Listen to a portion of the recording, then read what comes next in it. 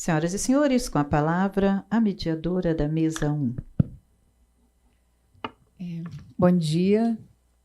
Agradeço de forma assim, muito enfática a presença de todas as pessoas que estão aqui doando um pouquinho do seu tempo, também as pessoas que estão nos assistindo ao vivo ou que depois vão poder assistir esse importante evento. Então, cumprimento o Theo, o deputado Mauro Benevides e o colega diretor jurídico, e cumprimento também os nossos colegas de diretoria do Sindifisco Nacional. Então, e agradeço também a parceria muito generosa da Oxfam Brasil, que traz para nós um tema bastante importante, que é esse de como fazer, né, que um sindicato entre em sintonia com o movimento social para que a gente possa levar as nossas pautas conjuntas.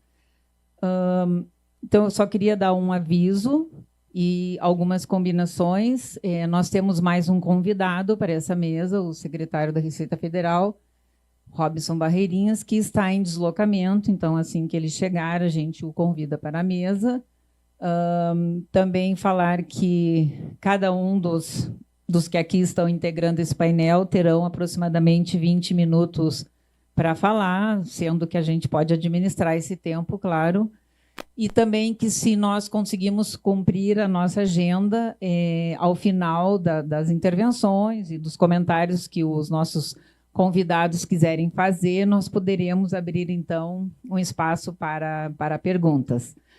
Então, antes de passar a palavra para o Theo, nosso convidado, que vai nos apresentar um importante estudo que, mais uma vez, né, deixa evidente a situação alarmante de desigualdade no Brasil. E eu entendo, nós também, como diretora de estudos técnicos do Sindifisco, e também como o Sindifisco Nacional como um todo, que é extremamente importante e é do interesse de todos nós, não só do Sindifisco, dos auditores fiscais, de tratar desse tema, porque, afinal de contas, é o país que nós vivemos, com todas as desigualdades e todas as contradições que a própria Viviana aqui já apontou. Então, sem mais delongas, eu vou passar a palavra para o Theo, que é pesquisador do... Espera aí, que eu tenho que colar. Ele é pesquisador do Observatório Europeu do Sistema Tributário e é doutorando na Paris School of Economics. A palavra está contigo, Theo. Obrigada.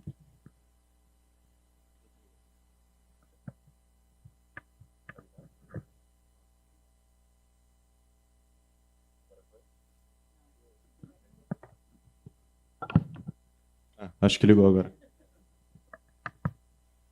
Bom, eu queria agradecer primeiro a Oxfam e o Sindifisco Nacional pela organização do evento.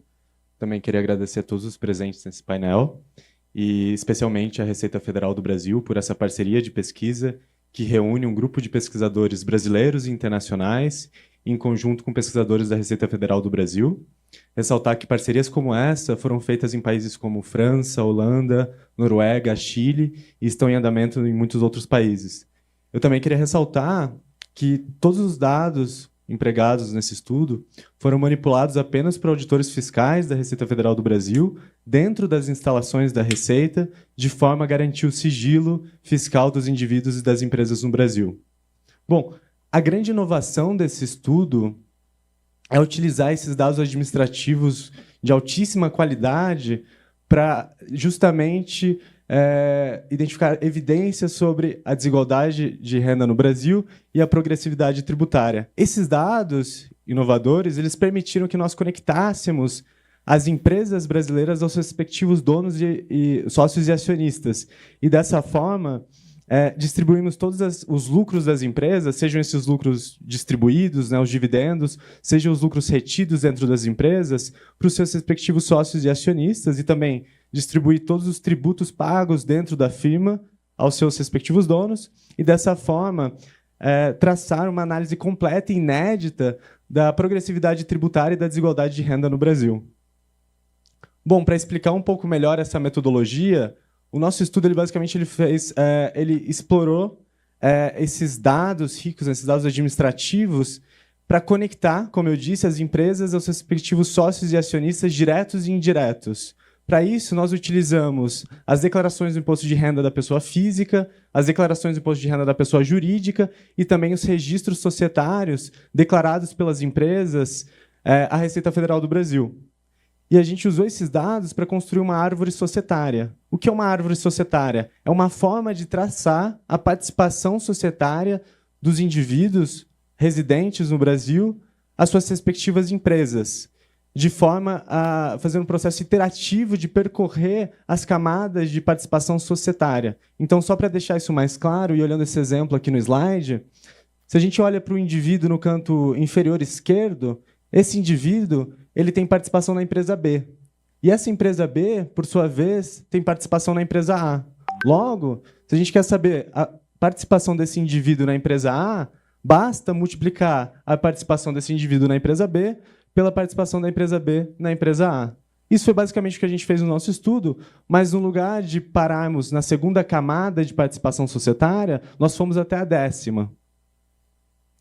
Bom, passando agora para os principais resultados do estudo. Nesse gráfico, nós mostramos a participação do 1% mais rico na renda total para diversos países. Nessa primeira barra mais escura, nós mostramos os dados do World Inequality Dataset, que mediu essa concentração de renda para diversos países, usando, sobretudo, dados domiciliares. Já nas outras duas barras, de cores mais claras, nós mostramos os estudos feitos para alguns países com dados de altíssima qualidade, como os que foram empregados no nosso estudo do Brasil. Ou seja, usando esses dados administrativos que conseguem conectar as empresas aos seus respectivos sócios e acionistas.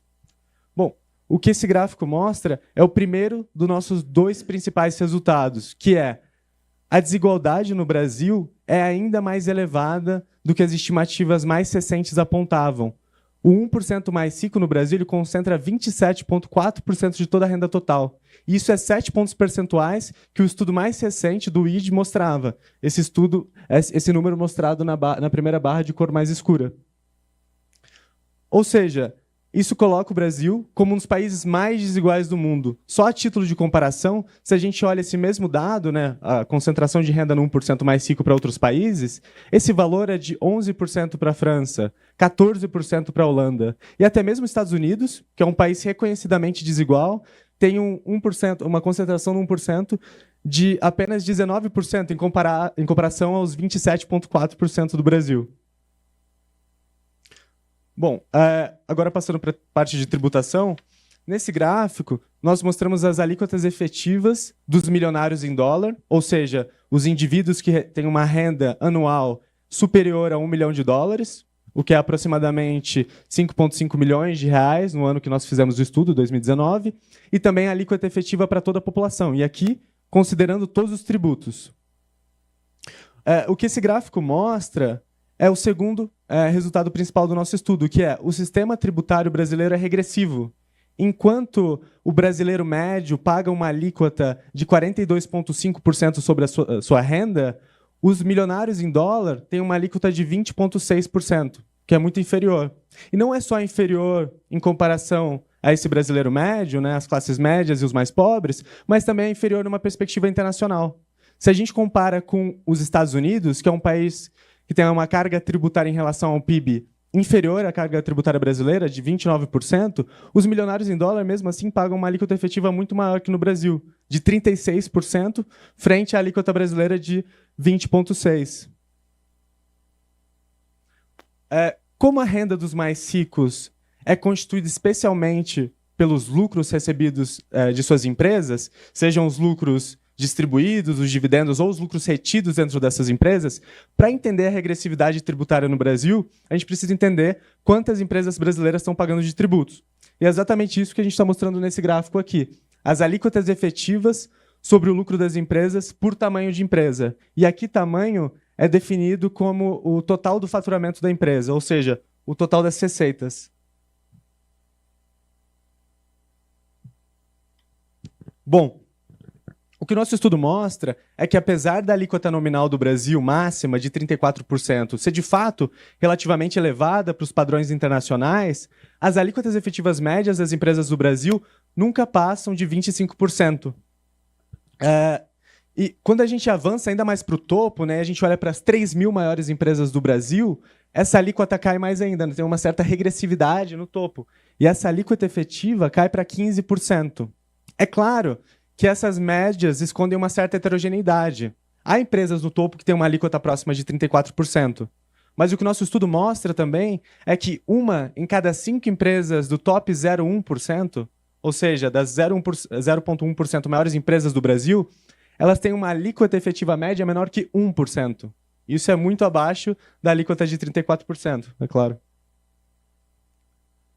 Bom, por trás desses dados, há duas explicações principais, que é, para as empresas na cauda inferior da distribuição, ou seja, para as empresas pequenas e médias, a explicação para essas alíquotas reduzidas é especialmente ligada aos regimes simplificados, e aqui eu falo do Simples Nacional. Já para as maiores empresas do Brasil, né, especialmente explicando essa queda no topo das grandes empresas brasileiras, o principal fator para essa queda da alíquota efetiva são os benefícios tributários, que são especialmente concentrados nas maiores empresas do Brasil. Bom, como eu disse, os benefícios e incentivos tributários são concentrados especialmente nas maiores empresas do Brasil. Mas uma pergunta importante é, como isso se concentra na distribuição de renda individual? E é isso que a gente faz nesse gráfico. Então a gente basicamente usa a nossa árvore societária para distribuir os benefícios e incentivos fiscais para os respectivos sócios e acionistas dessas empresas recebendo esses benefícios e incentivos fiscais. E o que a gente mostra nesse gráfico é que esses benefícios e incentivos não são apenas concentrados nas maiores empresas, mas eles beneficiam, sobretudo, os mais ricos. Se a gente olha, por exemplo, 0,001% mais rico no Brasil, o valor de benefícios e incentivos tributários recebidos por esses indivíduos equivale a quase 20% de toda a renda desses indivíduos. E mais da metade desse valor é constituído pelos benefícios fiscais. Bom, esse é o principal gráfico do nosso estudo, e ele mostra as alíquotas efetivas por grupos de renda de indivíduos, e aqui considerando todos os tributos do Brasil. O que esse gráfico mostra é que enquanto os mais pobres e a classe média no Brasil pagam uma alíquota efetiva média ao redor de 45%, 50% de sua renda nacional, né, da renda nacional, porque esse gráfico ele é basicamente fruto da distribuição de toda a renda nacional do Brasil, das contas nacionais, para os indivíduos e também todos os tributos brasileiros aos indivíduos responsáveis por eles. E aqui é importante que a gente está distribuindo também tanto os lucros totais das empresas, quanto os tributos pagos ao nível das firmas, aos seus respectivos sócios e acionistas. Então, isso é muito importante, porque, como eu disse, a renda dos mais ricos no Brasil é constituída, sobretudo, por lucros.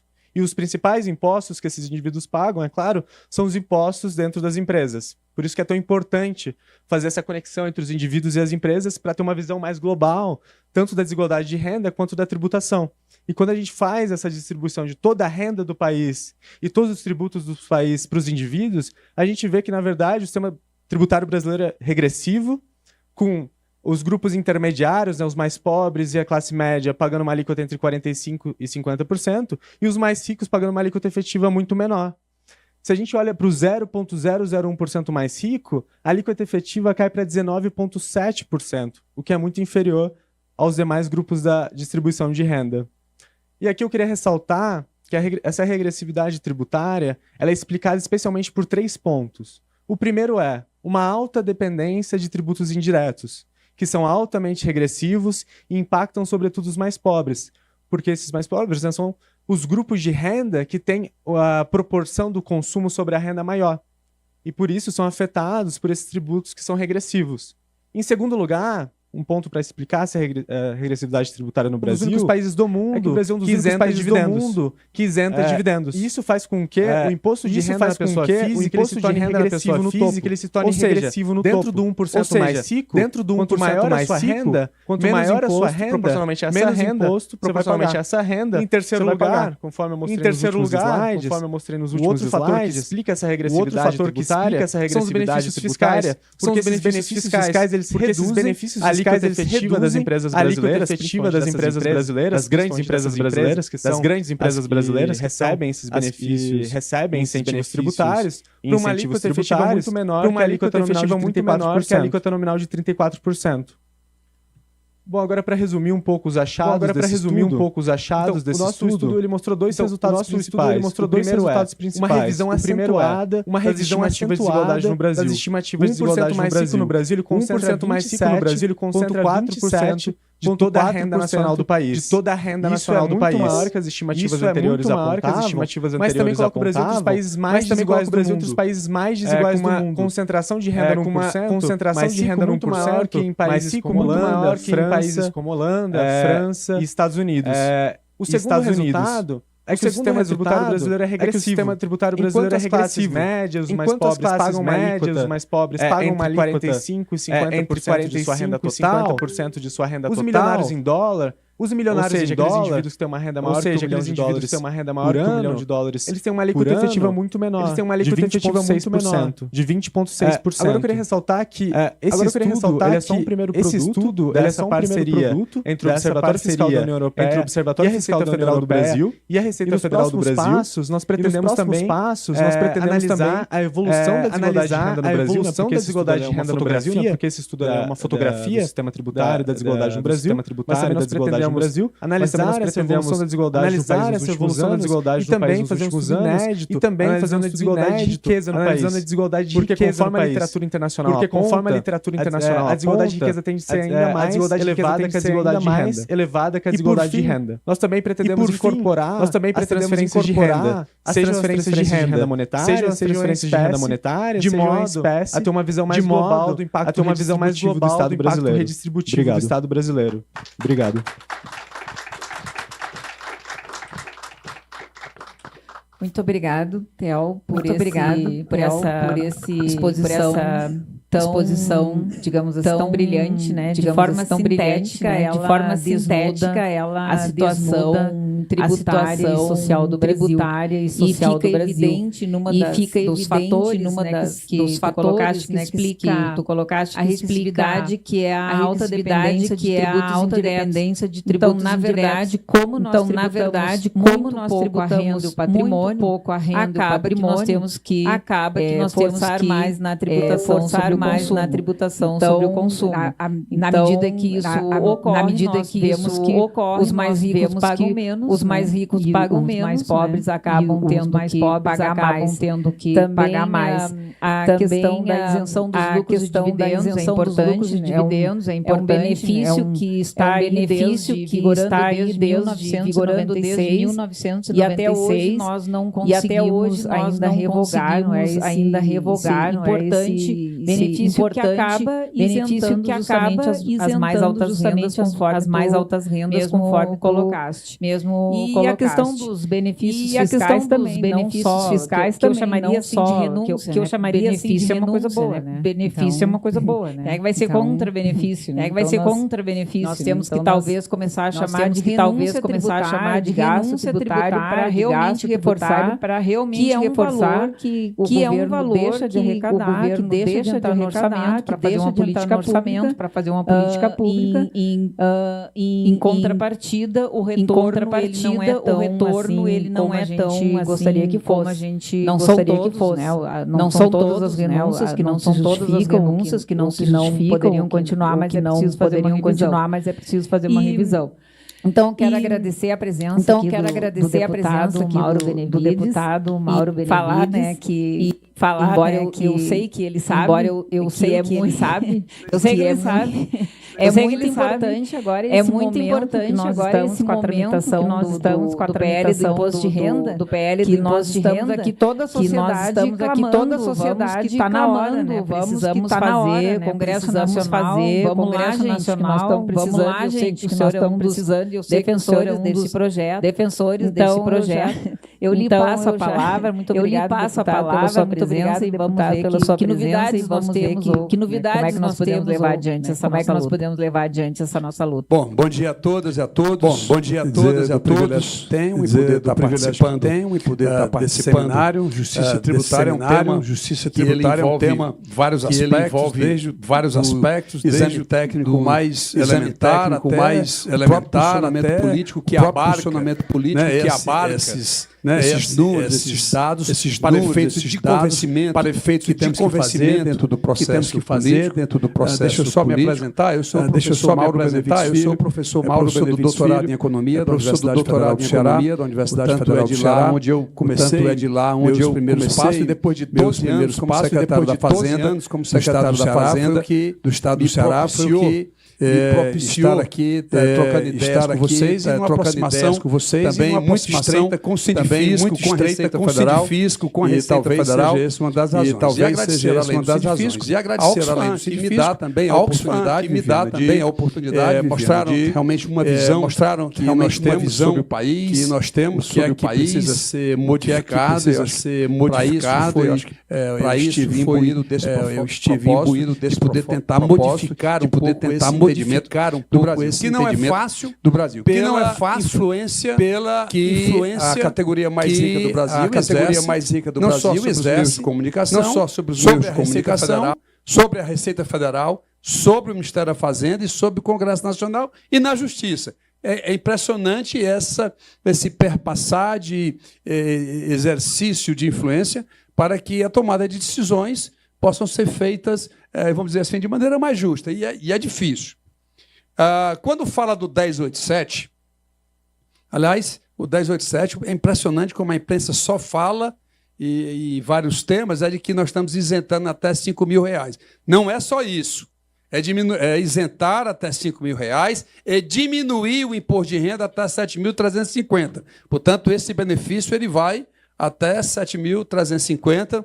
Isso tem um impacto de 30 bilhões. Vocês sabem que imposto de renda de servidor público para estados e municípios é receita própria.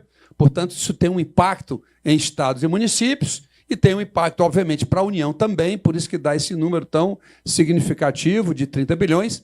E no projeto, e aí vocês devem estar estranhando, porque é que até hoje, né, isso não foi votado, e eu me orgulho de fazer parte dessa comissão que analisou esse projeto, e a compensação pela LRF, seu artigo 14, qualquer renúncia de receita, você tem que fazer a compensação disso aí. Mas antes, quero parabenizar meus dois expositores aqui, que estão, o nosso assessor jurídico aqui do Sindifisco também, não, né? Não. Da onde é? Eu sou comerciário, sou secretário jurídico da CUT Nacional. Da CUT Nacional, perfeitamente. É porque o fisco está presente em quase tudo que é canto aí, e é pela brilhante exposição que o Theo fez aqui sobre essa questão, e eu vou já falar, obviamente, sobre isso. A dificuldade é porque a compensação desses 30 bilhões está vindo exatamente da cobrança daquela parte, né, de 600 a 1 milhão e 200, e a partir de 1 milhão e 200, a alíquota de 10% nos dividendos, inclusive. Mesmo que, se você pagou algo antes, pagou 2%, 3% no decorrer do período, você não vai pagar os 10%, você vai pagar os 10% abatido dos 2% e 3%, vai pagar só a diferença. Então, enquanto todo mundo paga 27,5%, quase a totalidade, esse pessoal mais estratificado não quer pagar nem esses 6% ou 7% que estão lá estabelecidos no projeto de lei. Então, é um exercício de disputa, de influência política dentro dessa decisão que muitas vezes impede que essa questão seja vista com mais celeridade. porque não só uma necessidade, isso é indispensável para que o Brasil possa realmente buscar um pouco dessa justiça tributária que tanta gente fala aqui no Brasil, mas que não é de fácil alcance. Então, é uma justificativa, se bem que esse movimento, eu diria, bélico dentro do Congresso Nacional, antigamente, meu pai, que foi deputado, senador, presidente da República, enfim, ele sempre dizia que o embate político era só um debate, cada um com a sua opinião e debates fortes, mas parava ali. Agora não, você tem um debate, você tem a raiva, depois o ódio extrapola e algumas vezes até partindo para a briga.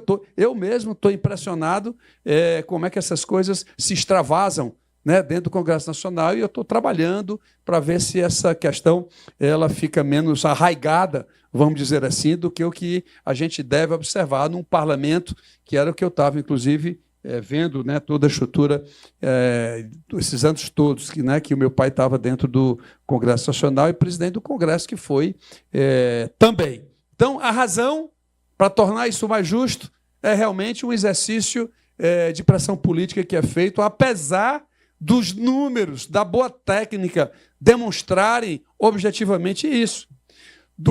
Lá desse 1% mais ricos aqui, se você olhar a composição da renda deles, e o Theo já começou a abordar isso, mas quando você analisa, e o Sérgio Gobetti fez isso para a gente, ele tem até um trabalho publicado, 58% da renda desse pessoal são dividendos.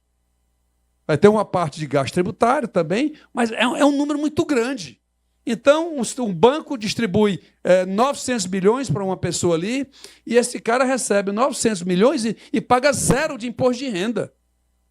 Portanto, assim, isso agrava essa questão distributiva, é muito forte.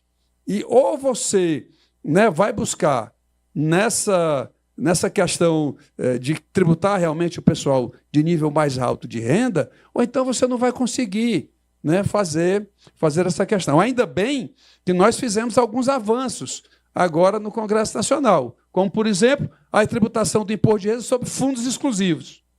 Olha, eu me considero um cara relativamente da área, mas eu não sabia que existia um fundo, os fundos exclusivos, com um patrimônio de 746 bilhões de reais, com 2.846 pessoas lá investindo, portanto, quase 300 milhões por pessoa de investimento, que pagava 0 de imposto de renda. Eu não sabia, fiquei surpreso quando nós fomos estudar no âmbito do Congresso Nacional, e isso foi muito importante, isso deu 18 bilhões para a Receita agregar ao seu nível de receita. Os fundos offshores também não se pagava nada, passou-se a pagar aqui no Brasil. As bets, elas faturam mais ou menos 220 bilhões por ano, pagam 50 bilhões de apostas, 220 menos 50, 170. Esses 170 bilhões iam para fora, pagava 0 de imposto de renda. 0. Nós, depois de muito esforço, nós começamos a cobrar 12%, e agora estamos tentando aumentar de 12 para 18, na medida provisória 1303, mas tem gente que defende que não deve aumentar. Estou dizendo isso só para vocês perceberem que não é tão fácil assim. Vamos corrigir e tudo mais. Eu acho que BES era para ser a 30, 40 e não 12, como está efetivamente acontecendo, até porque isso tem outros problemas na nossa justiça tributária. Tem problemas que está afetando a questão mental das pessoas.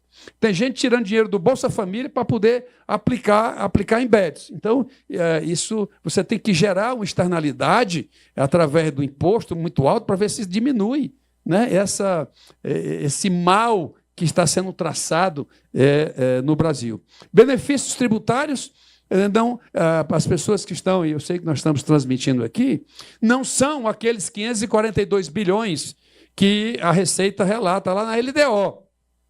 Depois que nós aprovamos a DIRB, e todos vocês conhecem, para os nossos internautas, que é a declaração de incentivo, benefícios e imunidade, que é uma declaração agora que a própria empresa ela é obrigada a declarar, isso já está em 796, são os 800 bilhões que o ministro Haddad está usando por aí. 800 bilhões de reais só do tributário.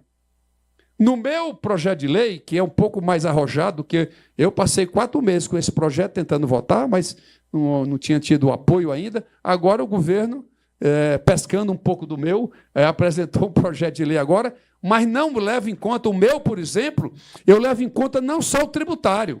O brasileiro não tem conhecimento do benefício financeiro e creditício. As pessoas não sabem nem o que é isso.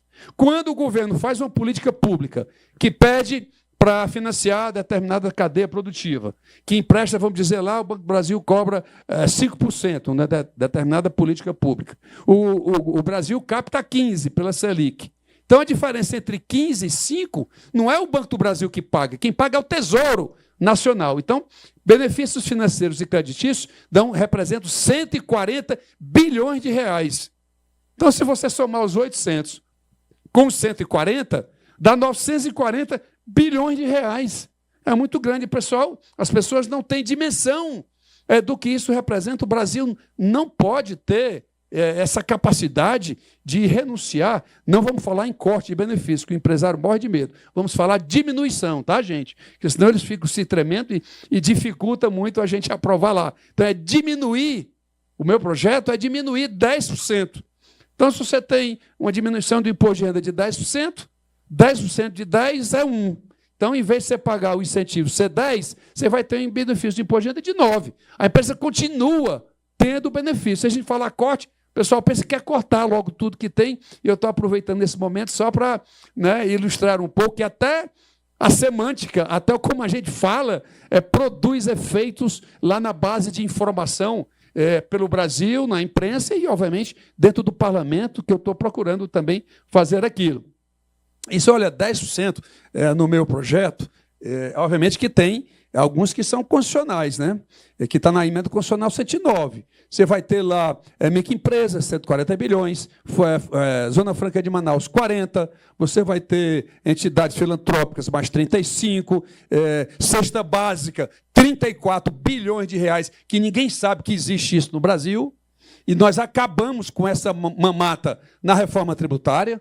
Eu tenho o privilégio e a honra de dizer que sou um dos 12 deputados que escreveu a emenda constitucional 132, e agora estou relatei o PLP 108, que é o que regula o comitê gestor, né, da reforma tributária, e nós aprovamos na Câmara, foi para o Senado, o senador Eduardo Braga está fazendo lá algumas modificações, isso vai voltar para mim, para a Câmara dos Deputados, para a gente ver que alterações, né, foram processadas na dita reforma do consumo, né, que as pessoas procuram entender exatamente o que é que isso significa. Então, o Brasil tem injustiça de todos os lados. Onde você imaginar, e por que é que começou pelo consumo, que todo mundo queria começar pela renda, que era o que se imaginava no momento. Mas é verdade que o Brasil ele tem 47% da sua receita total, da sua carga tributária da área do consumo, portanto, menos em renda e patrimônio, enquanto que os países mais desenvolvidos têm mais na renda e patrimônio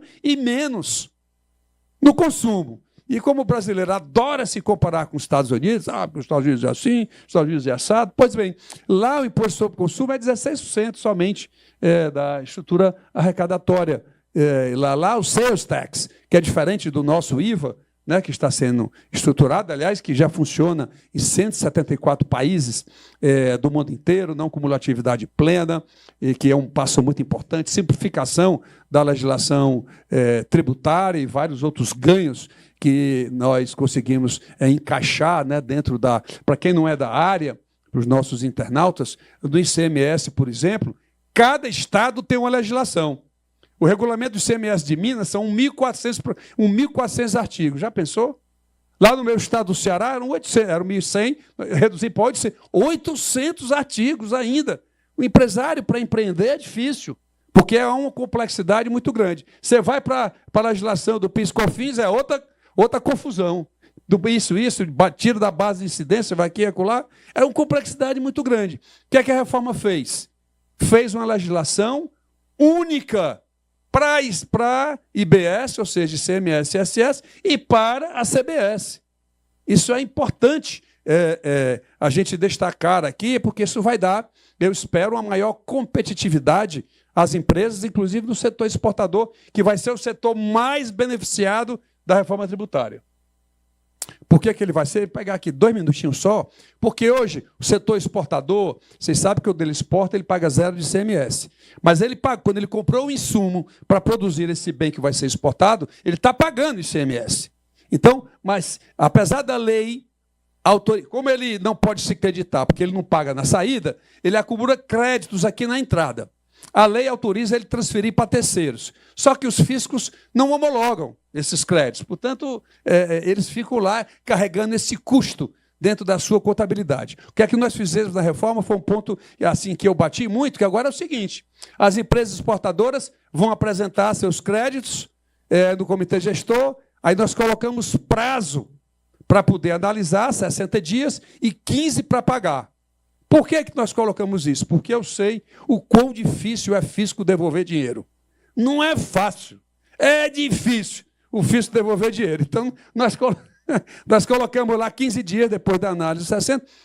O setor exportador, quando vai conversar no meu gabinete, eles ficam assim, eu acho que nem eles entenderam ainda a extensão do que isso vai significar para a competitividade internacional. Mas voltando aqui para a questão da justiça tributária, um ponto assim importante que é o seguinte: o Brasil, porque a gente tem que analisar também a justiça tributária e ver como é que a União e os governos estaduais devolvem para essa população menos favorecida. Tem que ver como é que a gente encaixa esse montante para ver como é que isso está chegando lá. E aqui no Brasil se gerou um controle dessa despesa, o que se chama de despesa primária, com 7 regras no mínimo. Aqui no Brasil você tem lei de responsabilidade fiscal, você tem regra de ouro, a 4.320, você tem emenda constitucional 109, você tem arcabouço fiscal, para a despesa primária tem 1.000 regras. Para a despesa financeira, ninguém discute isso, porque no Brasil o sistema financeiro não deixa o Congresso Nacional aprovar regra do tamanho da despesa financeira. Nos Estados Unidos, que o brasileiro adora de se comparar, lá todo ano a lei orçamentária diz qual é o limite de dívida. Eu já assisti em 2 anos essa audiência pública, quando o governo atinge o máximo estabelecido, ele é obrigado a ir lá no Congresso, explicar por que a taxa de juros foi assim, foi assado. Aqui no Brasil, quando eu falo isso, vocês não imaginam a confusão que isso gera para mim. É um negócio impressionante. Eles não querem discutir. O Brasil não discute o tamanho e o impacto que a política monetária gera para o país. Eu sempre digo, pelos estados onde eu sou convidado, que o maior problema da política fiscal é a política monetária. Esse aqui é o problema. No Brasil, se o Banco Central disser que a Selic é 14,75, é 14,75. Não há nenhum questionamento. Se você perguntar por que não é 14, para fazer a convergência da inflação ao nível da meta, não há resposta. Não há resposta. E aí, é só esse ponto que para mim é muito importante, porque a minha orientanda lá no doutorado, ela estimou os 2 modelos do Banco Central, que é o Samba e o modelo de pequeno porte. Há uma diferença grande entre o que eu estimo, entre o que o Banco Central estima.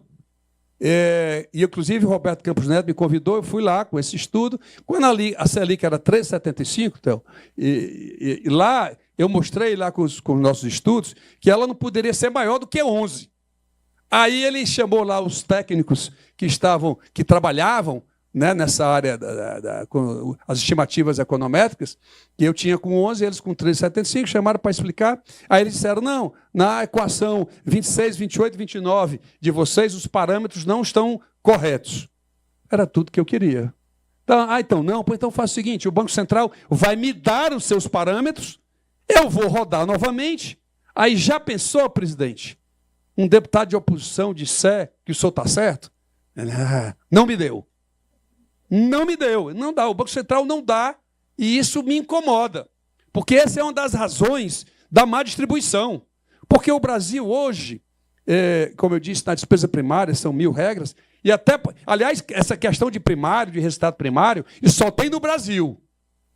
Não tem no mundo. Porque no mundo é resultado nominal. Você leva em conta o pagamento de juros. Como esse pagamento de juros tem que ser escondido, o Brasil se focou no resultado primário. Só se trata sobre isso. Ninguém sabe. E aí, para concluir, Eu pedi lá meus alunos, a dívida pública aumentou 1 trilhão em 2024. Aí, a gastança é muito grande, isso é um absurdo, o Brasil tem que cortar isso, cortar aquilo outro. Aquilo sempre me incomodava. Aí eu pedi para a gente fazer a decomposição. Que diabo é isso? Quem é que está contribuindo tanto para poder aumentar 1 trilhão? Porque realmente a dívida fica insustentável. Nos próximos 5 anos, continuando nesse patamar, o Brasil não terá condições de se sustentar. Não quero aqui pregar nenhuma coisa, porque eu acho que tem correção para se fazer. Aí você vê lá, desse 1 trilhão, 30 bilhões foi variação cambial, ou seja, swaps, prejuízo de swaps. O dólar saiu, sei lá, de 5,30 para 6,32 na época, enfim.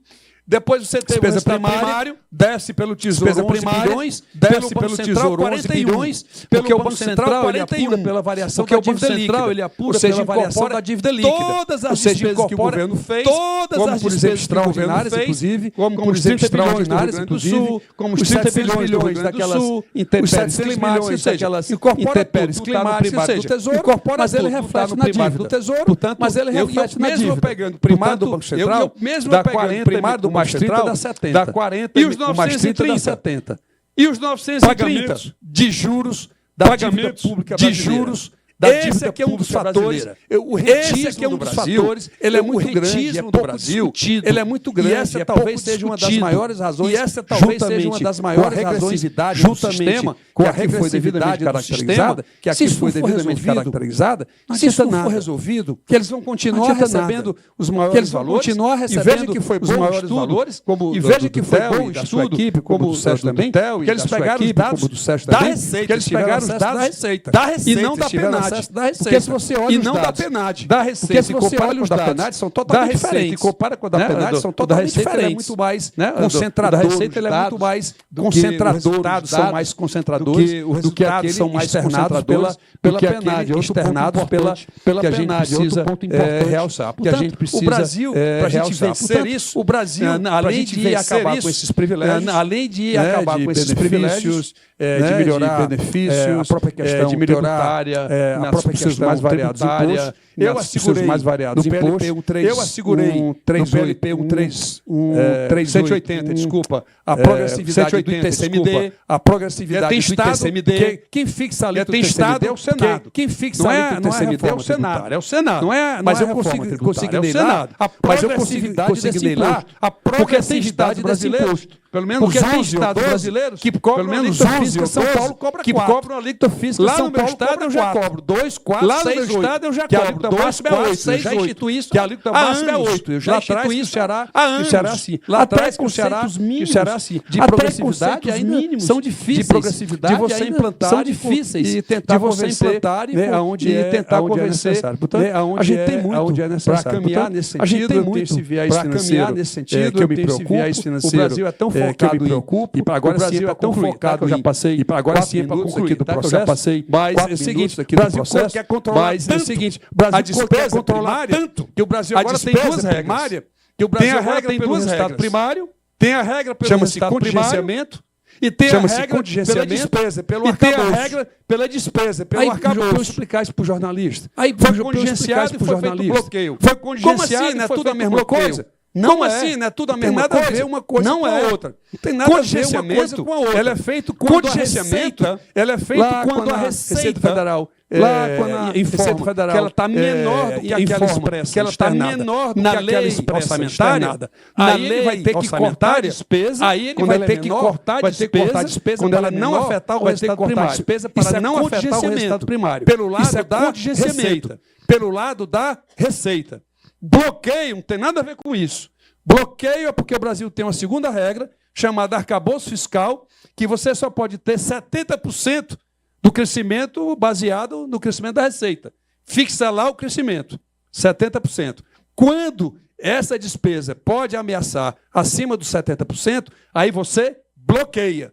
Então, resumindo, né, para o aluno, além de introdução à economia, você diz, olha, bloqueio é pelo lado da despesa.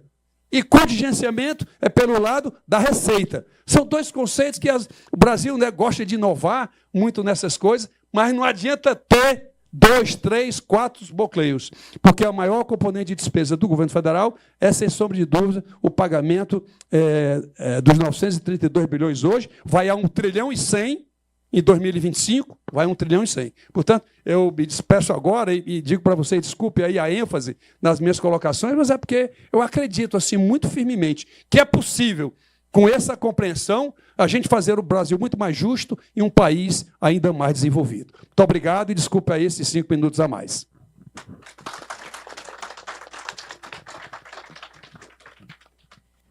Muito obrigada, deputado.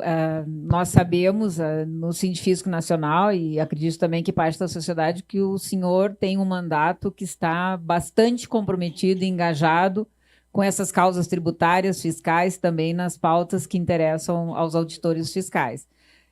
O senhor levanta uma coisa bastante importante. De fato, não dá para nós separarmos política monetária e política fiscal. São coisas que precisam caminhar juntas, né? E aí também tem... o senhor levantou também essa questão dos juros, né? Veja bem, recebe um rendimento isento, e aí vai aplicar com uma taxa de juros altamente favorável, ou seja, fica difícil, ou seja, complica um pouco mais para realmente poder empresariar no Brasil, digamos assim, né? Dificulta bastante o investimento, já que nós estamos com essa situação. E aí não sei o que estou dizendo, o professor André Lara Rezende disse dias atrás, a taxa de juros está assim porque o Banco Central determina, ponto, é isso. Então, aí nós temos trabalho a fazer ainda nesse sentido. Me dá 30 segundos, me dá, por favor. Olha, veja como é que é. A inflação de fevereiro foi 1,31. A de março, 0,56. A de abril, 0,43. A de maio, 0,26, 0,24, 0,26. Tendência inequívoca que o 14,75 está com eficiência a maior possível. O Banco Central vai e aumenta para 15.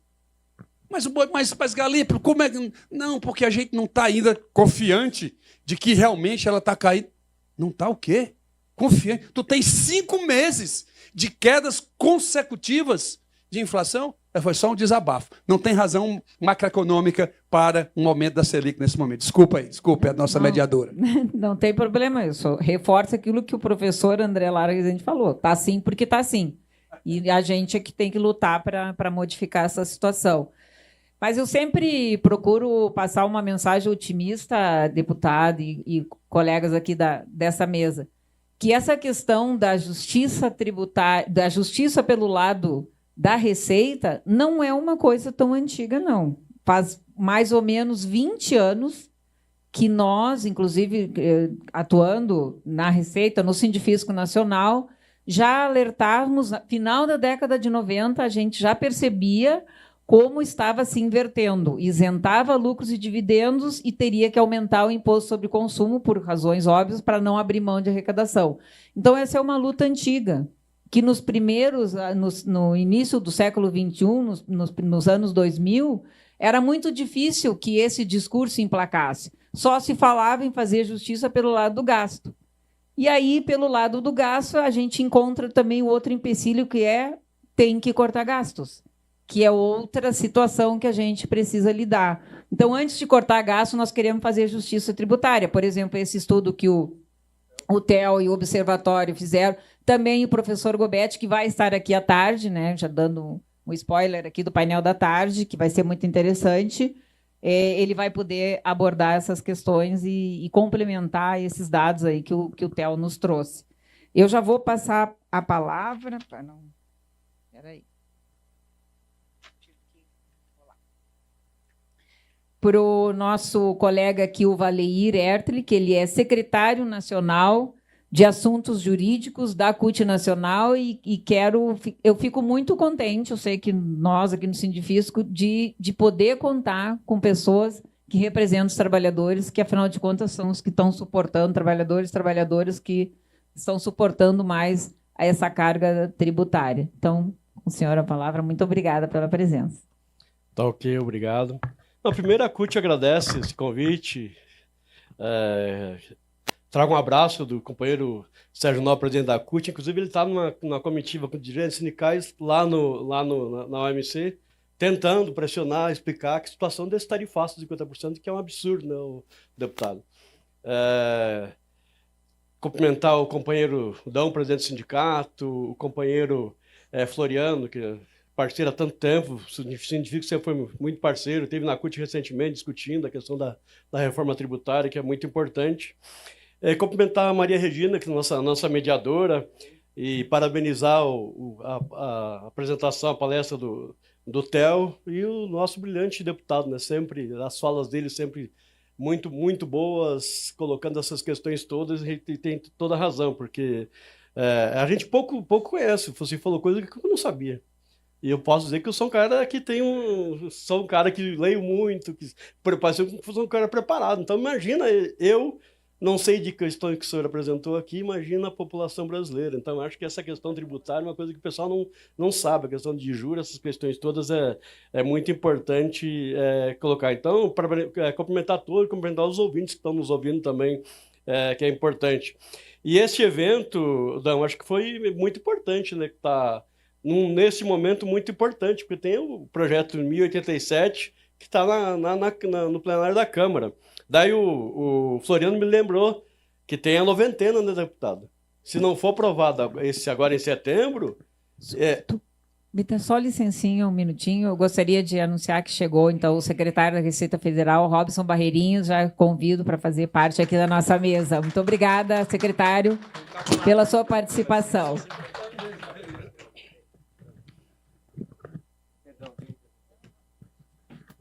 Te devolvo a palavra, desculpa a interrupção. Não, sem problema, vou cumprimentar aqui o secretário. Num momento muito importante, né, deputado, que a gente tem que mobilizar a sociedade, mobilizar a população. Eu estava conversando ali com o Floriano, a gente tem que fazer uma pressão forte nas redes essa semana para que vote esse mês de setembro ainda. Que vote rápido lá na Câmara e que vá para o Senado, né, para ver se a gente consegue sancionar até o final do mês, porque senão em janeiro... os trabalhadores estão perdendo dinheiro com essa questão do projeto, que ele é fundamental, né? Aí a questão tributária, ela está alinhada, sua essência sindical, à distribuição de riqueza, que é uma luta que as entidades sindicais sempre têm travado, e todo ano é muito difícil as negociações coletivas, patrões, como foi colocado aqui, né, que o percentual de acumulação de riqueza é absurdo, né? Então, por isso que nós temos que brigar muito para melhorar os salários no Brasil, né? Então, a tributação não é um tema técnico isolado, mas uma ferramenta política de redistribuição essencial para um país construir um desenvolvimento sustentável e soberano, que gere a distribuição de riqueza de forma a reduzir as desigualdades, que foi colocado aqui pelo Theo, que é absurda, né? É preciso redistribuir melhor a tributação de forma progressiva, que aquilo foi apresentado que é totalmente regressivo nossos impostos, né? Para que ela contribua para a redistribuição de renda, reduzindo a desigualdade de renda e riqueza, porque é uma coisa absurda. O Brasil é um dos países que menos ganha, onde poucos ganham muitos e a maioria ganha um pouco, né? A classe trabalhadora sente na pele os efeitos de um sistema tributário regressivo, onde a enorme carga de imposto sobre o consumo, que penaliza os mais pobres, e a baixa distribuição sobre as grandes fortunas, heranças e lucros. É um absurdo, né? Porque a gente não comprar o produto, a gente paga todos os impostos. Os empresários não pagam imposto, eles são repassador de imposto, porque quem paga imposto é o consumidor. E a gente vê ali que, e além de tudo, o lucro de dividendos, o cara não paga um centavo de imposto, que é um absurdo, né? Acho só o Brasil e a Estônia que não paga imposto sobre lucro e dividendos, né? Então precisamos corrigir essa injustiça histórica com urgência. Sei, como o próprio deputado colocou, que não é fácil, mas tem que fazer um trabalho grande. Acho que a gente também tem grande culpa, acho que o movimento sindical, o movimento social, pouco debate sobre esse tema, que é importante. A gente viu naquela semana, 2 semanas ali, falando que as redes sociais bombaram nesse tema, né, deputado? Que é ali que realmente estremeceu muitos deputados ali. Acho que a gente tem que voltar a cargo. Não teria que estar, você estava comentando ali com o Floriano, nós tínhamos que estar essa semana já bombando as redes nessa questão que é importante, né? Aí o estudo que fala sobre a progressividade, acho que dos dados que foi apresentado muito importante. A CUT veio com muita alegria. Depois, quando tiver esse estudo, Vildan, acho que é importante nós fazer uma reunião da direção da CUT, apresentar esses dados. Então, acho que é muito importante. E a hora que ficar pronto esse estudo, acho que tem que passar para o povo brasileiro, os trabalhadores, que é muito importante, né? Aí, como o deputado colocou, a questão do PL 1087, que isenta até 5 mil e que reduz de até 7.350, isso tem um impacto enorme. A pessoa ganha em torno de 5 mil, né, deputado? Em torno de R$700 a mais no bolso do trabalhador. Imagina, R$700, dá para fazer uns 2 churrasquinhos, pelo menos, no final de semana, a mais no bolso do trabalhador, né? Então, a gente vê ali o impacto que tem nessa questão, né? Aí é um alívio fiscal que os trabalhadores de baixa renda tanto precisam. E essa tabela do imposto de renda, lá que o secretário está aqui, há quanto tempo ela não é corrigida? Então essa questão do 1087, né, deputado, é um paliativo que está sendo feito, que vai isentar, que é importante, até 5 mil e vai diminuir até 7.350. Mas a tabela precisava ser corrigida, porque as deduções, a gente que paga imposto de renda, que é realmente o trabalhador que paga, ele que deduz até 27,5% na sua renda, a gente sabe o que significa isso. Tem várias questões, ali a questão da educação, saúde, que está há muito tempo, já está defasado também, que precisa ser corrigida. Não só fazer esse projeto que é importante, até os 5 mil, mas também corrigir a tabela de imposto de renda, que não sei qual, mas o dia nós estávamos verificando, não lembro mais os números da Floriano, mas acho que hoje tem um déficit muito grande sobre os percentuais de correção da tabela, né? Então, no projeto também a tributação mínima para as altas rendas, né, deputado? Acho que é um avanço importante, espero que aprove, que é uma coisa absurda, né? Para quem ganha acima de 600 mil. Imagina, o cara ganha salário mínimo 1.518, o cara que é acima de 600 mil que vai pagar um pouco de imposto, a alíquota de 10% para quem ganha até 1.200.000, então... Aí que é progressiva, né? Que começa de 7, então a partir de 1.200.000 que vai passar 10%, enquanto eu pago 27,5%.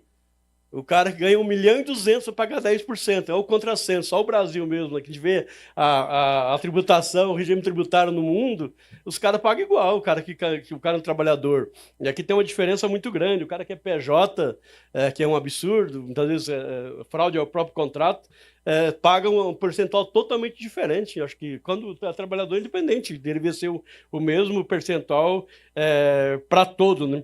Então, essa nem a gente poder exigir essa questão da tributação para quem ganha mais, ele é fundamental e é necessário, né? E a questão da sonegação também, que o secretário aqui sabe que ela é muito forte, né? Então, somos inteiramente favoráveis a taxar o lucro e dividendos, que acho que tem um debate que tem que ser colocado e ser cobrado, né? Porque é uma coisa absurda, espero que seja aprovado, que essa questão da reforma lá no Congresso, né? Então, aprovar esse projeto deve ser o início de uma tributação mais incisiva da riqueza e do patrimônio dos bilionários. Acho que pelo estudo que o Theo apresentou, que é um absurdo, né? Que vive com rentismo, que o rentismo, como o próprio deputado colocou, é uma coisa absurda, que o que lucram, quem está financiando a dívida é uma coisa assim, absurda, né? Especulando com a dívida pública dos países, muitas vezes sem produzir um alfinete e gerar um único emprego. Porque é muito mais cômodo o cara ganhar lá 15% de taxa Selic do que o cara abrir uma empresa, se está se incomodando com isso. Então, o rentismo no Brasil, assim, é uma coisa absurda, né? Então, a reforma tributária é uma necessidade econômica, acima de tudo, uma urgência moral. O PL 1087 é um passo, mas não pode ser o ponto final, como o próprio deputado apontou várias questões que precisam ser corrigidas, né? A tributação não é apenas para pagar as contas do Estado, mas para financiar os direitos sociais previstos na nossa Constituição, né?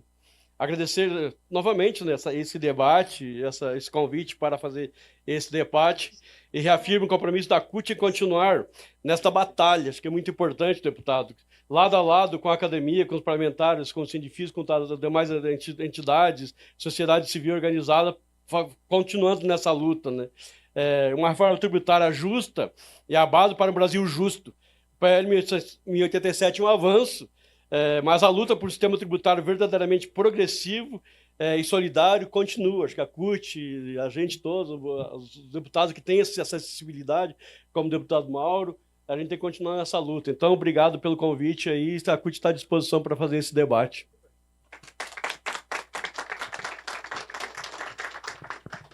Muito obrigada. De fato, a gente tem lutas conjuntas. Eu já vou passar a palavra para o secretário. Agradeço a sua disponibilidade. Eu sei que o senhor estava viajando, estava voltando, estava no aeroporto e veio para cá direto, então agradecemos a sua disponibilidade. Então, já colocamos a palavra à sua disposição, secretário, porque a gente está assim, bem ansioso com o PL, como é que estão as negociações, né, deputado? Aproveitando assim depois para nos dar uma notícia boa. Tá. Muito obrigado, é um prazer, fiz questão sim de vir aqui, atendendo o convite do Sindifis, obrigado, Dão, pelo convite. Saudação a todos aqui nesse encontro, em especial deputado Mauro Benevides, um companheiro nosso, um parceiro da Receita Federal, dos auditores, dos servidores da Receita. Eu acho que a gente tem o dever de reconhecer aqueles que nos ajudam, que nos apoiam aqui, e quem apoia os auditores, os analistas, os servidores da Receita, apoia o Brasil, né? Não há, o ministro Haddad diz isso sempre, não há Estado sem uma Receita Federal forte, e não há uma Receita Federal forte sem servidores bem remunerados, bem atendidos e comprometidos sempre são, evidentemente, com a causa pública. E o tema da justiça tributária, evidentemente, é caro a todos nós. Eu sempre digo, meus amigos, que essa gestão tem feito bastante coisa nesse caminho, e a gente não está inventando a roda. A rigor, nós estamos fazendo aquilo que todos nós sabemos que tem que ser feito, né? Quantos projetos estavam engavetados e nós simplesmente encaminhamos eles adiante. Eu gosto sempre de fazer um histórico de alguns pontos, porque o passado a gente vai deixando, né, como se fosse algo que foi simples de ser conquistado, e não é verdade. Tem muita coisa que estava nos escaninhos da Receita Federal há muitos anos, nós tiramos, mas com muito debate, com muito convencimento, com apoio do Congresso Nacional.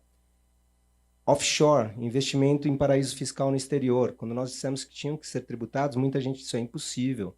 Já se tentou dezenas, literalmente, de vezes nos últimos anos. A coisa nunca foi adiante. Não, imagina, se for tributar, não vai ficar super rico no Brasil. Fundos fechados, que são paraísos fiscais dentro do Brasil. Então, o trabalhador sobra um dinheirinho, ele aplica lá no fundo de investimento, no Banco do Brasil, na Caixa Econômica, ele paga imposto de renda sem nem saber. Tem lá o come cotas 2 vezes por ano. Agora, se você tem mais de 10, 20 milhões de reais, você abre seu paraíso fiscal, abria seu paraíso fiscal próprio. Fundo fechado era isso. Em vez de você ter uma progressividade, você tinha uma regressividade. Você ia pagando imposto. Quando você chega num limite, você tinha esse bônus de parar de pagar imposto de renda sobre a aplicação financeira. Também muita gente disse, não, isso não tem como mudar isso, vai acabar com a confiança do investidor no Brasil e tudo mais. Fizemos isso. No ano passado, a arrecadação de 20 bilhões de reais de imposto de renda de super rico, que nunca pagaram imposto de renda sobre o rendimento. Aquele que o trabalhador pagava, eles nunca tinham pago. Ah, mas vai ser uma coisa única, o pessoal vai sair. Esse ano, pelo menos no caso das offshores, nós devemos repetir o mesmo valor de arrecadação, que foi 7 bi no ano passado, deve ser em torno de 7 bi, a gente tem melhores dados, porque isso é declarado no ajuste anual no começo do ano. Né? Do Come Cotas do fundo fechado, que foi em torno de 13 bi, nós temos que ainda separar, né, o Come Cotas em relação aos outros, mas claramente não houve fuga. Houve tentativa de alocação desse recurso, muitas vezes, por outros caminhos. E nós temos esse trabalho de ir fechando. Né? Você veja, nós detectamos, por exemplo, que muitos valores altos estavam saindo desses fundos fechados e indo para a VGBL, aqueles fundos de previdência que foram construídos para a gente complementar a nossa aposentadoria. Tem valores de dezenas de milhões de reais sendo aplicados em VGBLs. Fizemos um ajuste regulatório por meio do IOF, cobrando IOF nesse aporte. Teve toda aquela grita e tudo mais, mas com discussão nós conseguimos colocar. Mas veja como o dinheiro vai procurando caminhos para não pagar tributo. O trabalhador não consegue, né? O trabalhador tem um abatimento ali direto no contra-cheque. Ah, mas ele é informal e tal, mas não tem como fugir, ele vai ser pego ali na tributação sobre o consumo, que também é muito, muito regressivo no Brasil. Então é importante falar da evolução que já foi feita. Estamos tributando já os super ricos nos fundos fechados, estamos tributando os super ricos com investimentos no exterior. Temas áridos para a população, como era a subvenção de custeio, que era basicamente um bônus que era dado. O Estado dava um benefício de ICMS, isso se duplicava, reduzia a base de cálculo também do imposto de renda da contribuição social sobre o lucro líquido. Nós restringimos esse benefício só para subvenção de investimento, quando a empresa realmente faz investimento, não simplesmente custeio. Nós estamos ainda avaliando, mas pode ser que a gente tenha reduzido o gap tributário, o gasto tributário em torno de 30 bilhões por ano. 30 bilhões de reais disso daí. Nós tínhamos uma estimativa de gasto tributário de em torno de 35 bilhões, deputado, e na DIRB foram declarados apenas 5 bilhões. A gente tem que ver se não houve subdeclaração, mas é possível que a gente tenha economizado em torno de 30 bilhões em relação a essa rubrica apenas. Temos agora esse projeto que é essencial. Esse projeto ele é muito importante porque ele é simbólico. Ele não é só importante, e já seria histórico pelo fato de resgatar essa faixa de isenção até R$5.000 e a redução agora até 7.350. É importante dizer que até este momento nós já atualizamos em torno de 60% a primeira faixa, que ela estava congelada de 2015 a 2022 em R$1.903. Agora ela está em 2 salários mínimos, né? R$3.038. Só isso daí já é 60%, já é um resgate da inflação anterior. E agora subiremos aí com a aprovação desse PL para R$5.000 de total isenção, e de fato é isso, né? Para determinadas faixas de renda é um 14º salário que a pessoa vai ter. E o exemplo que o senhor deu foi muito interessante, né? A pessoa vai gastar com churrasco, né? A pessoa deu uma risada. Mas isso é muito interessante, porque essa é a natureza da progressividade. Quando o trabalhador economiza R$700, ele consome em coisas básicas, em alimentação. Quando você compensa isso do super rico, ele não vai deixar de comer o churrasco no final de semana. Ele não vai deixar de viajar. Os R$100 para o trabalhador vale muito, mas muito mais do que R$10.000 para o super rico. Ele tem um valor muito alto. Essa é a natureza econômica. Essa é a razão econômica da progressividade. Então esse exemplo é muito eloquente. Porque é isso, ninguém vai deixar no andar de cima de comer churrasco no final de semana. Mas um churrasco no final de semana para o trabalhador faz muita diferença na vida dele. E quando você vê os números, eu imagino que isso já deve ter sido falado aqui, os números são absolutamente eloquentes. Com essa medida, nós vamos colocar mais 10 milhões de brasileiros na faixa de isenção e mais 5 milhões de brasileiros naquela redução de 5 a 7 mil. No total, 15 milhões de brasileiros vão ser beneficiados. E essa conta vai ser paga por menos de 140 mil brasileiros. É muito, muito pouca gente. E se você pegar aqueles que vão pagar mesmo, né, que vai ser um valor relativamente alto, são algumas dezenas de milhares de brasileiros. É nada, é sempre assim, é 0,00 alguma coisa que concentra muita renda no Brasil. E, de novo, não é que a gente vai cobrar como os Estados Unidos cobram, que está na moda, né? Lá, se esse super rico... Aliás, ele não precisa nem morar lá, né? Se ele passar mais, acho que de 1/3 do ano nos Estados Unidos, os Estados Unidos têm uma tributação global, já cobraria imposto de renda em relação, inclusive, o ganho aqui. Chegando lá, somando o imposto de renda federal com o estadual, porque lá tem o estadual também para determinadas faixas de renda, chega lá a 50%, 60% de imposto de renda. A gente está falando de 10%. É 10%. Para complementar, né? Se ele já paga 2%, 3%, você vai pagar a diferença disso daí. Então, por isso que sempre que as pessoas falavam, saiu uma reportagem até alguma repórter foi atrás dos números da Receita e apontou isso, que não tem fuga de milionário. Não tem para onde eles fugirem, gente. Qualquer outro lugar tributa muito mais do que no Brasil. A não ser que ele vá de mala e cuia para um paraíso fiscal. Mas aí também não vai querer ganhar dinheiro aqui no Brasil, né? Com a aplicação. Ele tem que realmente mudar de domicílio fiscal para um paraíso. Agora, se for para qualquer outro país, ele vai pagar muito mais imposto do que aqui. E é uma questão de justiça. A gente tem que avançar isso. E a gente não está nem falando em tributação de dividendo. Eu gosto também de repetir isso. A gente não está falando de tributação de dividendo. O mecanismo que nós construímos, modéstia à parte, foi mais inteligente, na verdade. Porque se nós tributássemos diretamente o dividendo, nós estaríamos onerando, por exemplo, o trabalhador que compra uma ação da Petrobras e recebe dividendo, por exemplo. A gente não está fazendo isso. A gente está pegando aquela pessoa de alta renda, que ganha mais de R$1 milhão, e no caso dele, se ele já não pagou até 10%, ele vai complementar. Indiretamente, eu vou tributar uma parcela do dividendo do super rico apenas. É só do super rico. E é importante dizer isso porque 99% dos recebedores de dividendos não serão atingidos. Isso é preciso ser dito também. Porque, veja, a concentração de renda é também na distribuição de dividendos. A gente tem concentração de renda para onde você olhar. Quando você pega todo mundo que recebe dividendos no Brasil, essa medida ela vai pegar 0,9% apenas. É menos de 1%. É menos de 1% dos brasileiros que recebem dividendos recebem mais do que 600 mil reais de dividendos por ano. Então é uma parcela muito pequena. Quando a gente fala, então, apesar do valor ser relativamente alto, é em torno de 40% dos dividendos são recebidos por menos de 1% dos recebedores de dividendos. Esses que vão pagar a conta. Então a gente não está atingindo o empresário. Microempresa é marginal. Microempresa, tem milionário também que tem microempresa, mas a gente vai atingir 0,09%. É menos de 1/1000 dos recebedores de dividendos de super simples, e aí um valor muito baixo também. Eles não recebem também tantos dentro do bolo ali. Então a gente não está nem tributando dividendo. Então o que a gente está fazendo é um pequeno passo no sentido da justiça fiscal. E já dá todo esse ruído, né? Já dá toda essa... O trabalhador paga imposto de renda sobre participação do lucro e resultados. Isso. E o empresário não paga sobre lucro. Então, veja, de novo, a gente não está desestimulando o investimento na empresa. Pelo contrário, veja que a captação de recursos para uma sociedade anônima, por exemplo, ela não está sendo prejudicada.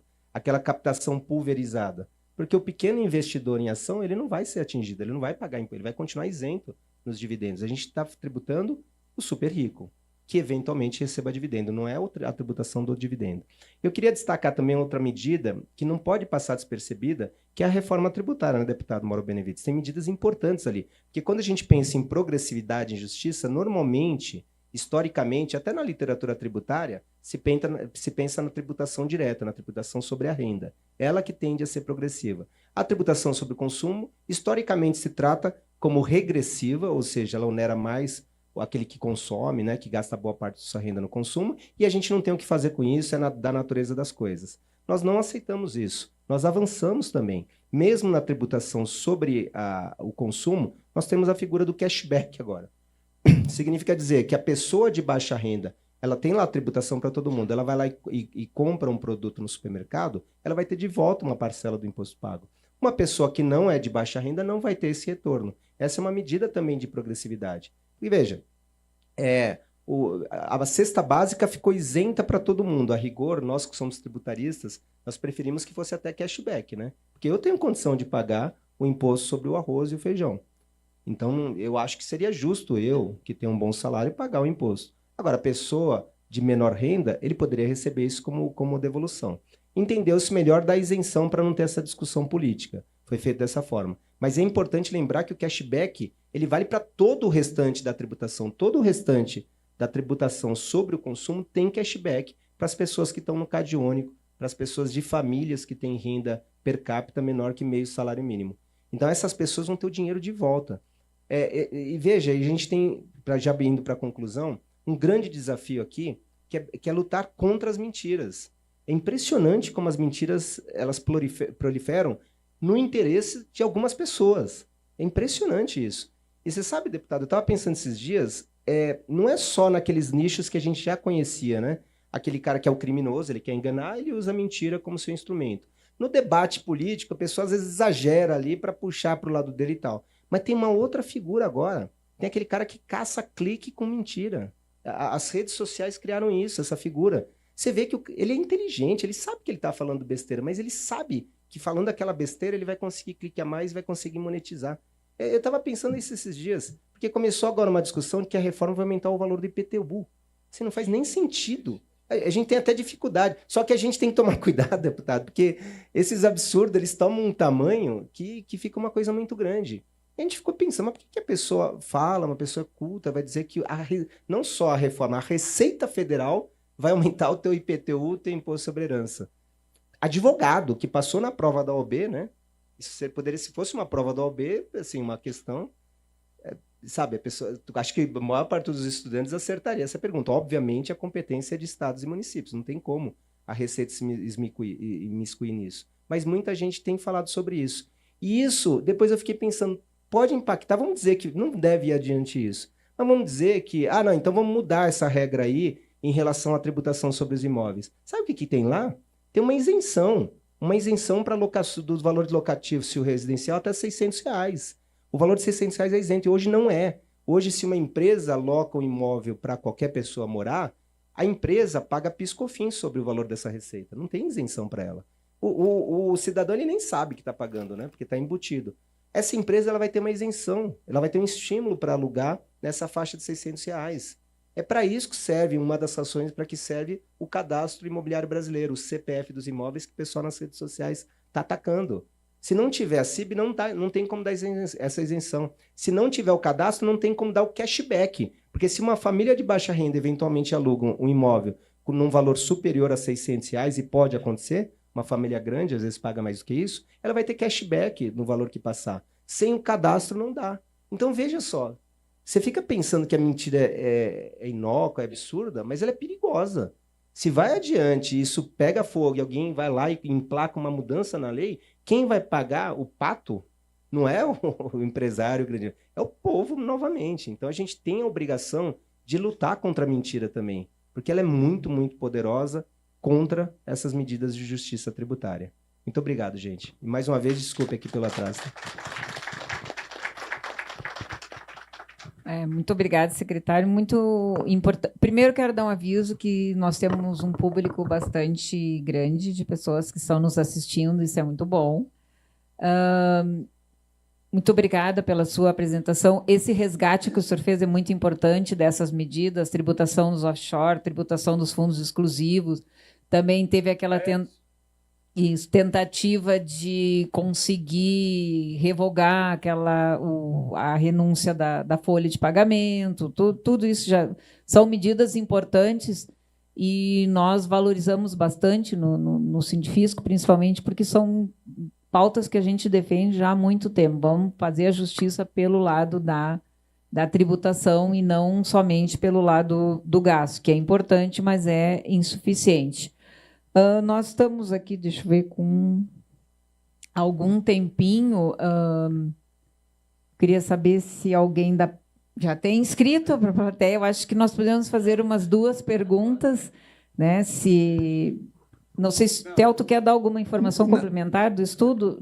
É só pedir licença que quando for 11h30, eu estou com uma audiência sobre Porto Seco, lá na Câmara, então, 5 minutos antes eu vou sair, porque estão me chamando lá.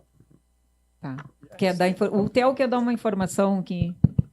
Não, eu só queria deixar claro que o estudo já foi publicado, ele teve um lançamento há umas 3 semanas atrás, com uma conferência de imprensa com o ministro Fernando Haddad.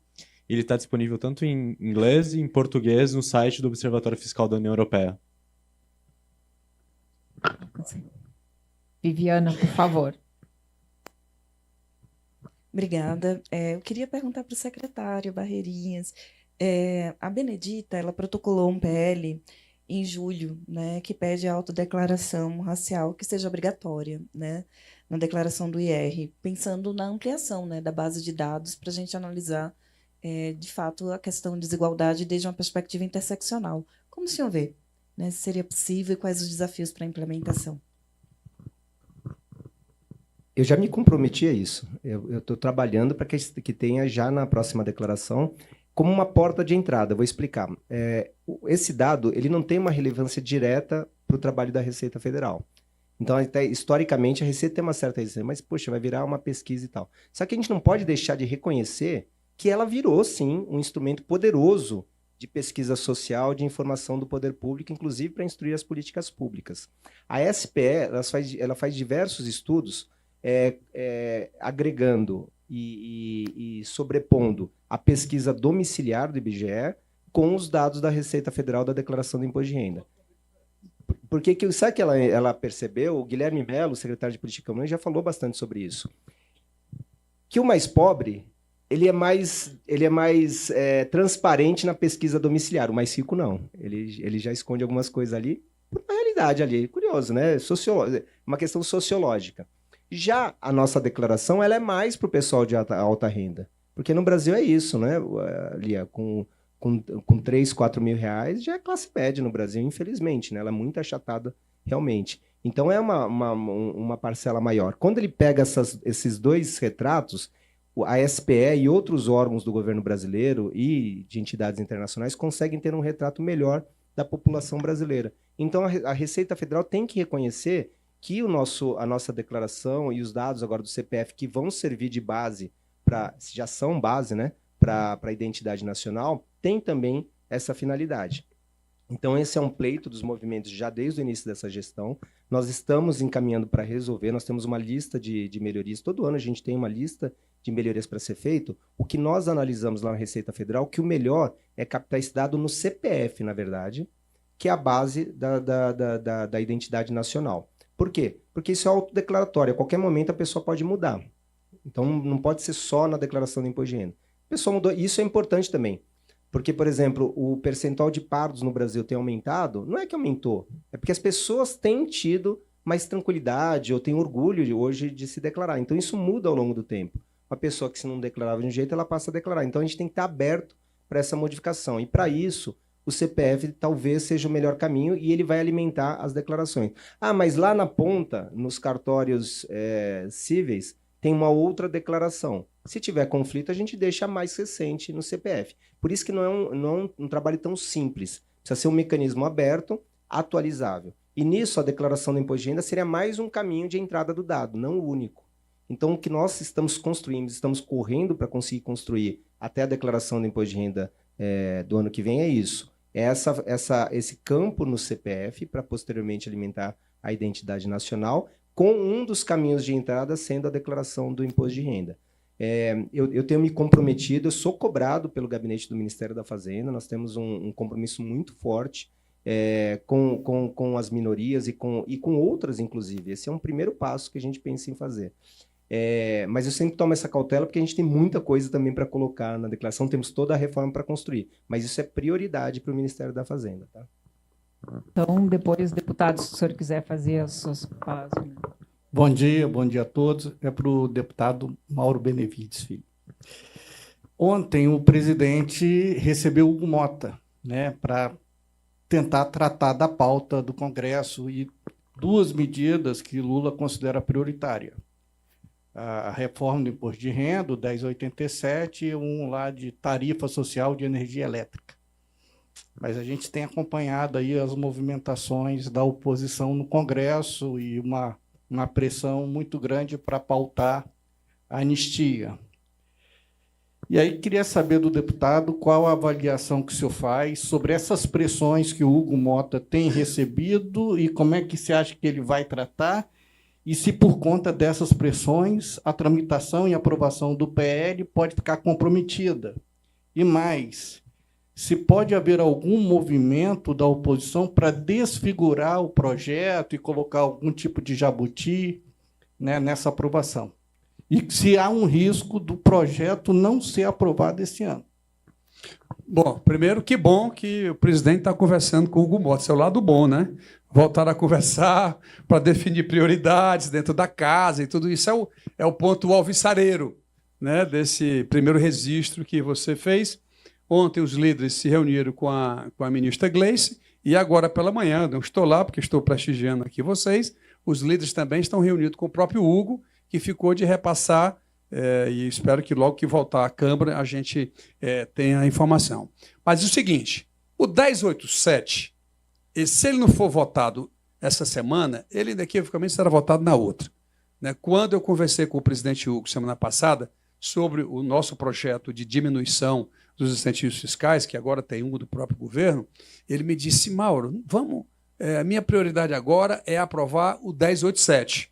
Portanto, tem essa pressão de anistia, que muita gente tem um projeto do Senado, tem um projeto da Câmara. Eu acho que isso ainda está muito incipiente para a gente fazer uma votação. Então, eu creio que o 1087, objetivamente, se ele não for votado essa semana, ele pode ser votado na próxima semana.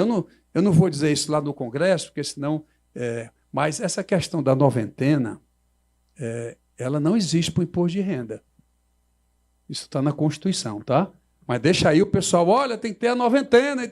Eu estou dizendo, tem que ter. Se não aprovar até 30 de setembro, nós estamos lascados e tudo mais e tal, mas essa exigência, amanhã há uma ressalva na Constituição especificamente sobre esse item. Esse é o primeiro ponto. Além disso, sabe o que é que tem lá que precisa ser votado também até o final do mês?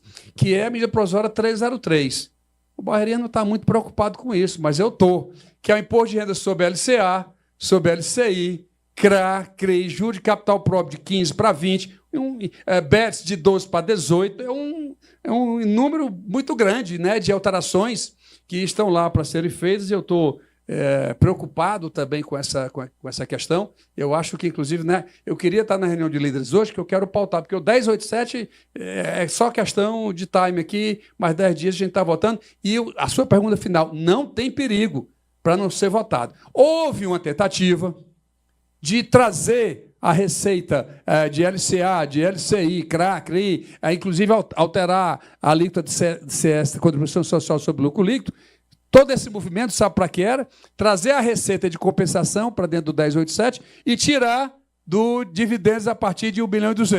Na realidade, eles não queriam melhorar o projeto, eles queriam, na realidade, era substituir a fonte. Só que esses meus cabelos brancos já permite a gente vislumbrar um pouquinho qual é o objetivo de certas medidas que querem tomar lá. Então, eu não vejo perigo para isso não ser. O projeto está consolidado, ele está tão disputado que até no Senado agora, o senador Renan Calheiros acabou de entrar com o mesmo projeto no Senado Federal, para competir com o nosso colega e amigo Arthur Lira, para ver se apressa um pouco isso, se não der lá, dá cá, se não der cá, dá lá. Então, zero de possibilidade. E a parte política, que foi o que você me perguntou, eu estou feliz em saber que essas conversas estão se processando novamente. Tá bom? Eu vou pedir licença ao Barreirinhas, porque eu gosto muito de trocar ideias, de expor minhas ideias. Às vezes a gente diverge aqui e acolá, mas sempre procurando aprimorar o fisco. Não existe social sem dinheiro. O brasileiro precisa entender isso.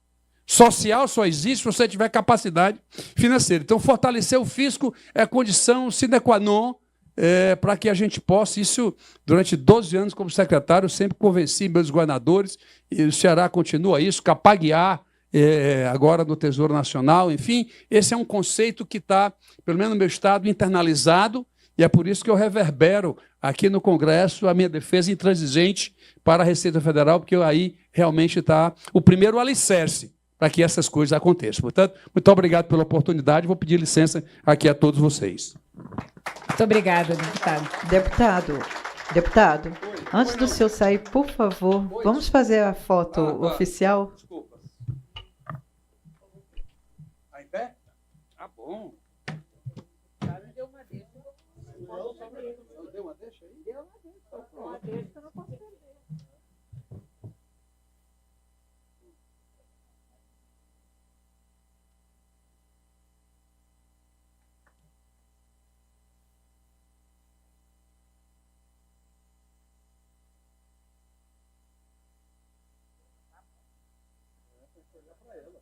Olhar para a câmera. Tem 4 câmeras, você não sabe por que é que olha aqui a direção. Não, mais um abraço para você. Obrigado. Tchau, um abraço para você. Grande mediadora. Obrigada.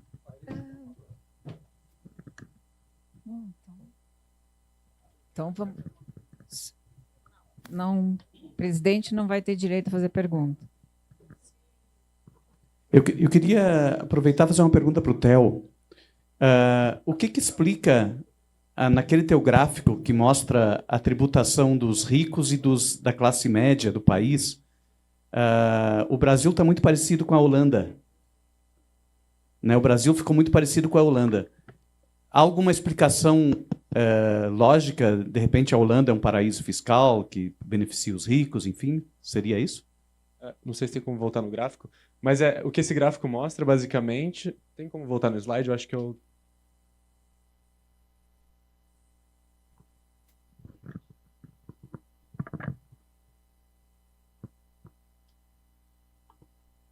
Perfeito. Então, esse gráfico aqui, né, que ele mostra as alíquotas efetivas dos milionários em dólar e de toda a população.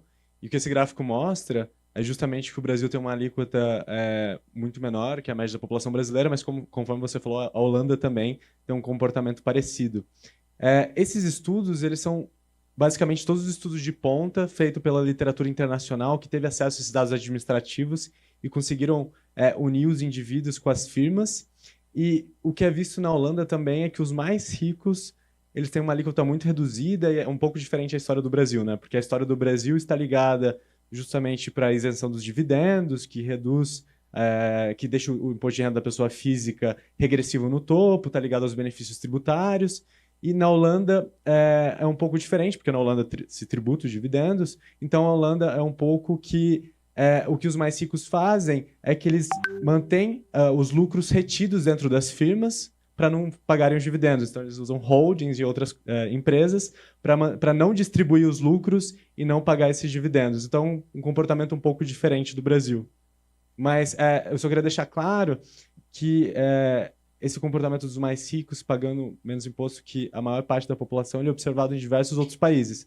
Claro que em menor ou maior medida dependendo do país, mas a maior parte dos estudos que fizeram essa análise detalhada da tributação até o 0,001% mais rico, até os bilionários, todos eles mostraram que os bilionários ao redor do mundo pagam menos imposto que o restante da população. O Brasil ele se destaca aqui porque esse comportamento é ainda maior. Essa regressividade tributária no Brasil, né? Esse gráfico final aqui. Eu acho que não. Esse gráfico, a regressividade tributária brasileira é ainda mais acentuada, né? Essa queda, por exemplo, nos Estados Unidos também existe uma queda no topo, mas essa queda nos Estados Unidos é menos acentuada. No Brasil é uma queda gigantesca, né? Cai de 45% a 50% de alíquota efetiva média da classe média, dos mais pobres, para uma alíquota efetiva de 19,7% para o 0,001% mais rico. Sabe? Muito obrigada, Theo. Então, acho que vamos encaminhar para o encerramento. O colega Valerio, fazer as suas considerações finais. Não, primeiro, agradecer o convite, parabenizar o Sindifisco por estar fazendo esse debate, muito importante, parabenizar o secretário aqui da Receita, acho que questões importantes, questões que levantasse são fundamentais, que estava tudo escondido, mas acho que estão vindo às claras e a gente tem que fazer. Acho que parabenizar o Theo pela apresentação e pelo estudo, acho que a CUT está à disposição, depois pegar esse estudo e fazer um debate lá, que é importante para as pessoas entenderem. Várias questões que o deputado colocou aqui, o próprio secretário colocou aqui, a grande maioria da população brasileira, eu sou um cara que posso dizer que sou um cara que estudo, que leio, não sabia, imagina o restante do movimento sindical dos trabalhadores da população em geral. Então, parabéns pelo evento num momento importante, né, na cobrança da votação do projeto 1087, que vai ser um avanço muito grande para a classe trabalhadora. Né? Muito obrigada. Eu acho que antes de passar a palavra para o secretário, o que me deixou assim um gancho para o deputado Mauro Benevides falou do fortalecimento do fisco, né, da valorização do fisco. Então, isso é muito importante, porque nós precisamos, para cobrar dos mais ricos, para poder combater os mecanismos, como também o secretário apontou, vai migrando de uma coisa para outra, nós precisamos de uma administração tributária forte, fortalecida, e também um auditor fiscal, a Receita Federal, e o auditor fiscal especificamente aqui, né, valorizado. Então, secretário, com suas palavras. Muito obrigado, mais uma vez obrigado. Eu queria concluir dizendo que quando a gente fala de tributação do rico, a gente está falando daquele que vive da renda ali, não do trabalho, não do investimento. Essa justiça fiscal interessa para o andar de cima produtivo também, é importante dizer isso. As empresas que produzem no Brasil, elas são também prejudicadas por essa injustiça, pela queda da capacidade de consumo da população. Quem investe no Brasil também perde com a injustiça fiscal. Perde, inclusive, é um tema que está na moda, sei que escapou, mas eu queria concluir com isso, com o uso dos instrumentos empresariais pelo crime, inclusive, ultimamente. Quando a Receita Federal atua nesse setor, ela está abrindo caminho para os bons empresários ocuparem setores que hoje estão vedados a eles. Eu lembrei disso porque o deputado falou da 1303. A 1303 da MP tem um dispositivo meio escondido lá, que é meio árido para muita gente, mas ela trata de transformações de funções na Receita Federal. E ela é muito importante para a gente porque ela vai permitir uma série de alterações estruturais. Por exemplo, transformar a nossa equipe contra a fraude estruturada em uma delegacia contra a fraude estruturada. Nós vamos criar 10 delegacias de repressão dentro da Receita Federal. Porque assim nós estamos convencidos que se combate o crime organizado. Assim que se combate, é combatendo o pilar financeiro do crime organizado, a estrutura do pilar. A população, da mesma forma que ela tem dificuldades às vezes, de visualizar a questão da justiça tributária, às vezes ela confunde segurança pública com tiroteio, com morte, que a repressão, evidentemente, tem o seu papel. Mas a gente sabe que o que estrutura esse crime é o aspecto financeiro e a Receita Federal tem muito a contribuir nisso. Essa última operação Carbono Oculto mostrou isso, né? Quem é que ganha com o crime organizado? Quem ganha com as organizações criminosas no Brasil? Não é o pessoal na comunidade que está lá morrendo. São outras pessoas. E combater isso é também papel da Receita Federal e é de interesse de toda a sociedade, inclusive do setor produtivo. Muito obrigado novamente pelo convite e vamos todos divulgar isso, né? Lutar contra as fake news para que esses avanços continuem aqui no Brasil. Muito obrigado.